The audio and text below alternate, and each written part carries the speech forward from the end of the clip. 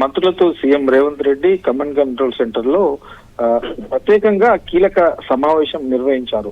దాదాపు 3 గంటల వరకు ఈ సమావేశం కొనసాగింది. అయితే ఇందులో మేజర్ గా ఏదైతే ఈ ఏపీ తెలంగాణ సంబంధించిన దాంట్లో కృష్ణా గోదావరి నీటి వాటర్లకు సంబంధించిన దాంట్లోనే ఇందులో ప్రధాన అంశంగా చర్చించినట్లు తెలుస్తా ఉన్నది. అయితే దీనిలో ఈ కృష్ణా గోదావరి సంబంధించిన జలాల విషయంలో ఎట్లా తెలంగాణకు నష్టం జరుగుతా ఉన్నది, మరి ప్రతిపక్షాలు దీని మీద ఏం మాట్లాడుతా ఉన్నాయి, గత 10 ఏళ్ల కాలంలో కూడా తెలంగాణకు ఎట్లా నష్టం జరిగింది, ఆ నష్టం జరగడానికి గల కారకులు ఎవరు అనే దాని మీద ఇవాళ జరిగినటువంటి మంత్రుల సమావేశంలో మేజర్ గా దీని మీదనే ఎక్కువగా చర్చ జరిగింది.